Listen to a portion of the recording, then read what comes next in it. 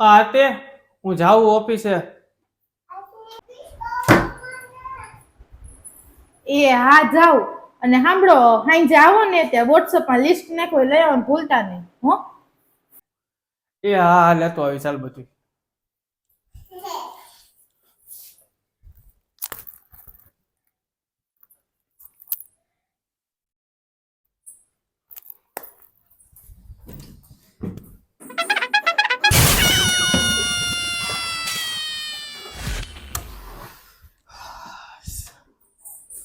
અરે મારો દીકરો આવ્યો.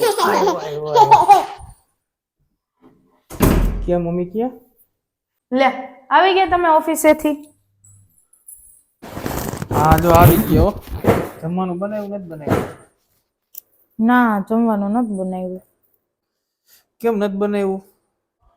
કેટલા દિવસથી છે ને આપણે બહાર જમવા નથી ગયા. હાલો ને બહાર જમવા જાય. સારું હાલો જાય તૈયાર થઈ જાવ.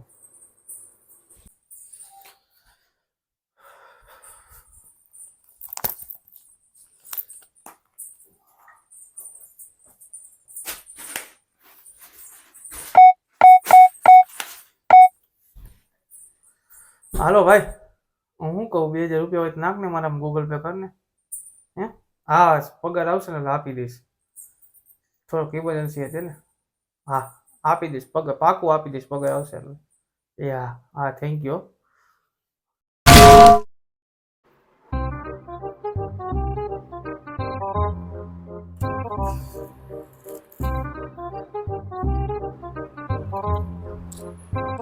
સંજય બોલ ને. કરો હો કામ કરો બોલ. હું તમને શું કહેતી હતી? શું? મેં કીધું આ બાજુવાળા છોકરા આવે હે ને કાર લીધી અંદર બેહીને હલાવે ને એવી, તો હે ને ઋત્વીએ વેન કર્યો હે, કજિયો કર્યો હે, 2-3 દિવસથી જમતી નથી. તો હાલો ને હાટું આપણે લઈ લઈ.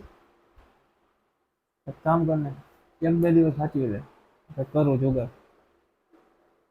કેમ કે 10-15 હજાર નીચે તો આવશે નહીં.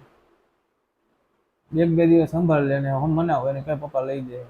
હો હા તો વાંધો નહીં, પણ લઈ દેજો નકર જમતી નથી. હું કઈક કરું 2 દિવસમાં. લે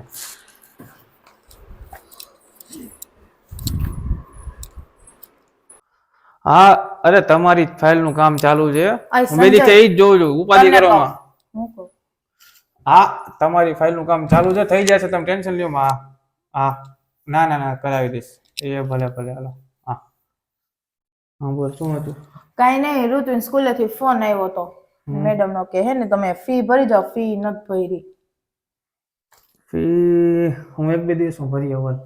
તો પછી ભૂલતા નહીં હો, ભરી દેજો ટાઈમે, નકર પછી હે ને જાવ આવવા નહીં દઈશ. એટલે મેડમ ને કહી દે કે 2 દિવસમાં ભરી જશે, બરોબર? હું 1-2 દિવસમાં કરી દઈશ. કહી દેજે મેડમ ને. હા હારું હાલો વાંધો નહીં.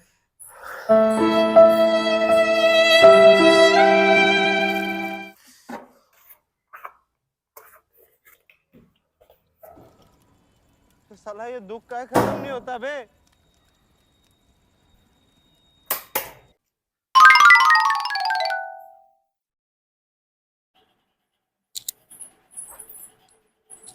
સંજય હા તમે હું કઈ ટેન્શન માં હો?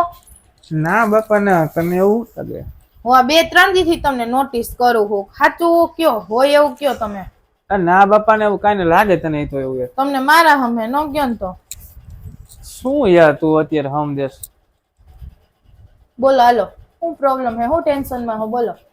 કાંઈ ટેન્શન નહીં, હું વિચાર કરતો હતો તો કે ને નાનો હતો ને ત્યાં છે ને હું જીત કરતો બધી, આમ જાઉં તેમ જાઉં, આ લઈ ગયો આ લઈ ગયો, નકો હું જમીશ નહીં, આમ તેમ બધું. તો એમાં શું થઈ ગયું? નાના હોય ત્યારે બધા છોકરા મા બાપ પાસે જીદ જ કરતા હોય.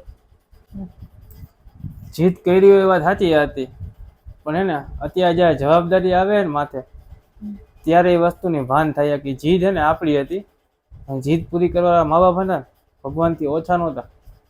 बात तो सही है. બધાને હે ને બધાના મા બાપે મોઢે એક વસ્તુ તો સાંભળી હશે કે તમારા છોકરા થાય ને ત્યારે તમને ખ્યાલ આવશે.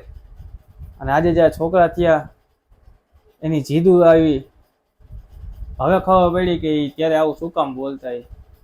પણ હવે જ્યારે મા બાપની જરૂર આપણે હે ને ત્યારે મા બાપ જ નથી મૂકીને વહી ગયા.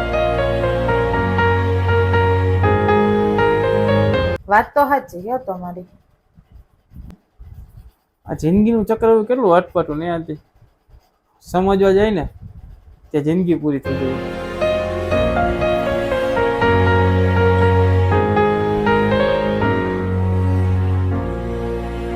તો કેમ છો મારું સોશિયલ મીડિયા ફેમિલી? વિડીયો જોઈ લીધો. આઈ હોપ તમે વિડીયો ગમ્યો હશે. બધાના જીવનમાં આ રીતની પોઝિશન તો આવે જ છે. આ ટાઈપના બધા સાથે આ વસ્તુ બને જ છે. નાનપણમાં બધા જીત કરેલી હોય છે. બધું બધાના મા બાપ સેમ પોઝિશન. તો એક સત્ય ઘટના પર આધારિત એક નાનકડો વિડીયો કોન્સેપ્ટ તમને સમજાવવા માટે બનાવ્યો છે. અને મોટા થઈને શું ખબર શું અંદરથી ઈચ્છા જાગે છે કે મા બાપને ભૂલી જાય છે. પણ જો આવું ન બને એનું ધ્યાન રાખજો. અને એના વગર દુનિયા અધૂરી છે. તો એ વાતને સમજી લેજો. બાકી વિડીયો ગમ્યો હોય તો લાઈક, શેર, સબસ્ક્રાઈબ અને જે પેજમાં નવા હોય તો ફોલો કરી લેજો. Bye bye.